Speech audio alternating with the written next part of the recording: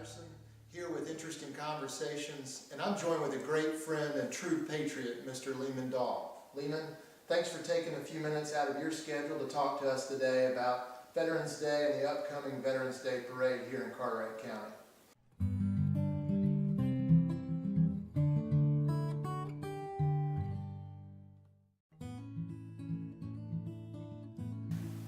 Always growing up in Cartwright County and being on the water, and I had a lot of opportunities for boating, swimming, and sailing and stuff. The Navy seemed like a natural choice for me, especially after modeling after my father. So I did join the Navy.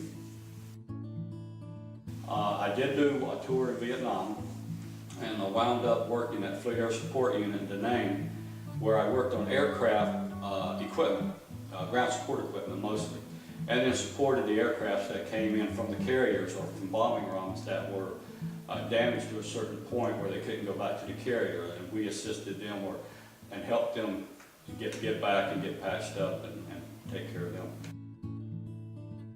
I was there from December 1972 to December 1973. I did a full 12-month tour at Fleet Air Support Unit Da Nang, and out of that I learned that if with the discipline and the training, you can do your job in complete chaos and distractions like rocket attacks. We had many rocket attacks, but you had a job to do or a task to do, and you fulfilled it to the best of your ability. So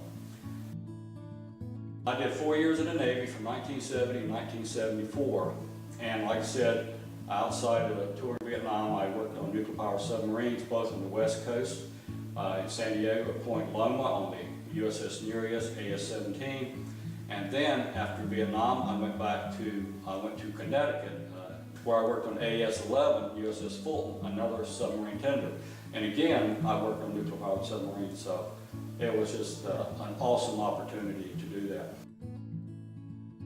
A friend of mine, a good friend of mine, he said, Leeman, he said, weren't you in the Navy? I go, yeah. He says, why don't you come down and look at this Army unit? I said, that's an Army unit. I said, why would I be interested in Army? He says, it's the Army's Navy. He said, the Army has more ships than the Navy, and I am a part of that. And I said, well, that's pretty interesting. And I was still single. I really had no obligations, so I went down there, looked around, thought it was kind of cool, joined up. And at the end of 16 years, I retired as CWO3, Chief Warrant Officer, with unlimited tonnage vessel master license. So it was an awesome opportunity, and I still love that boy for telling me to come down and look around.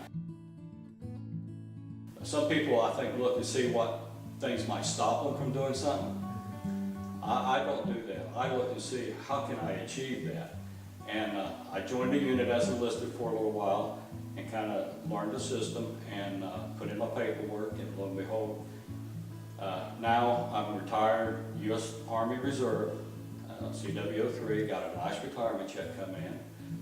Plus went ahead and continued working with the government and retired from the government for 30 years. After 30 years in different jobs, I worked Department of the Navy, Department of the Army, Department of Transportation, and Department of Homeland Security. I finished my federal time up with the U.S. Coast Guard. And again, a lot of that was the foundation of my early military service. I am really blessed at where I'm at today and really having a good time. I've raised two boys, which I'm very proud of. They're 23-year-old, they're graduates of UNCW, and they're both Eagle Scouts, and my wife, bless her heart, she's still working. But again, we're enjoying all those opportunities I saw and took advantage of. This area attracts a lot of military retirees after they get out of the service.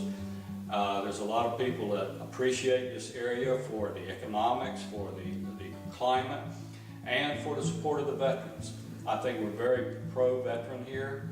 I believe if you were to go, and sometimes I go into the doctor's office and sit down, and 3 or 4 of the clients are old veteran guys. I'll tell you a quick story. One time I went to the dentist's office. I sat beside an old guy who was probably in his late 80s, maybe even early 90s. We got talking, and lo and behold, this guy was a Flying Tiger pilot Wow. in Burma. I mean, that's awesome. Here's a fella that made history in pre-World War II, and I'm sitting right beside him just in awe, listening to this fella talk. And he was so cool to talk to. Yeah, So we have veterans out there with stories to tell, and they're really not far away from us. It's a matter of finding them and seeking them out, and I bet you we could write books and volumes of stories right here in our community. But the Veterans Day Parade, being the largest in the state, I think pays homage to how important veterans are, especially in our community.